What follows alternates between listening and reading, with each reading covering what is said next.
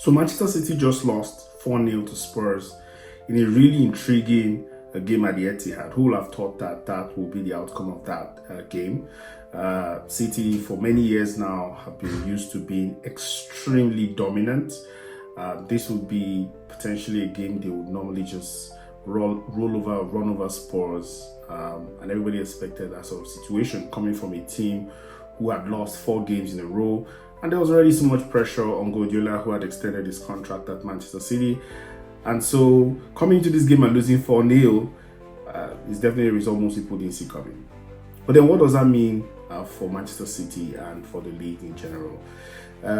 Potentially, some people could think maybe they're at that point where they just feel they've achieved it all. I mean, winning 4 league trophies in a row, doing extremely well in Champions League, winning Champions League, I think 2 seasons ago, and again getting to, I think, quarterfinals or even semi-finals last year, and achieving really big things for a club with not so much history in the past.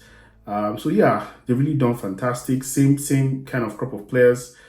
They only have a major loss with Rodri being out for the season, but they had Rodri out also for major parts of last season, and they still came out good. So, I mean, could it be complacency? Are they at that point where they're starting to pat themselves on the back and say, hey, we've done it all, we can just chill, relax, and keep doing our thing? But no, I don't think Pep Guardiola is that kind of guy. I think he always likes to reinvent himself. This could be just one of those blips. But nothing is won. I mean, you can't win anything in November. Liverpool are looking like it's their title to lose right now, even though again it's still too early. They've had it a bit better at the start of this season. Very good wins on the run.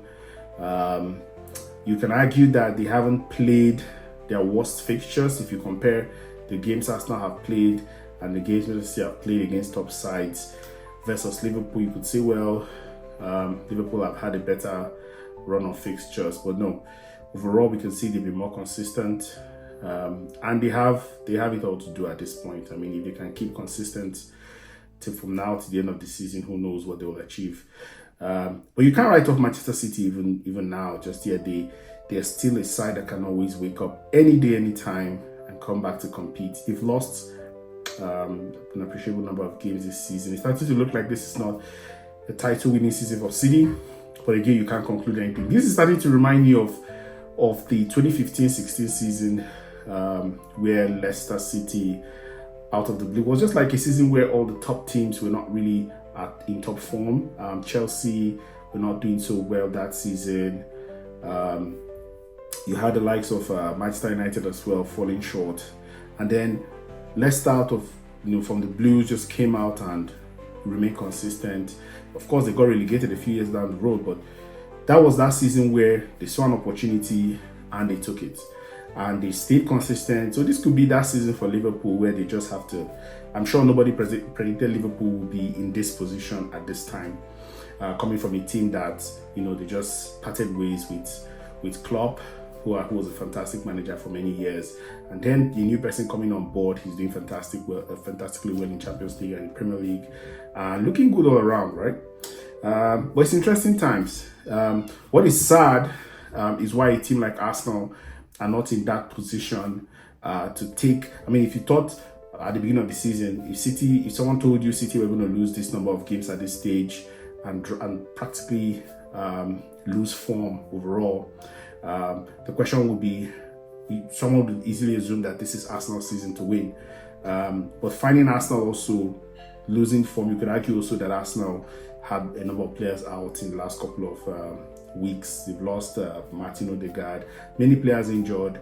Even now, Ben White is out till 2025 and all that. But again, it's one of those things where they prepared. If you're prepared, you're in the best position to get lucky when preparation meets opportunity. This is opportunity for me, where a team like City, who have been dominant and not at their best, and the team who is best prepared and consistent will win the league.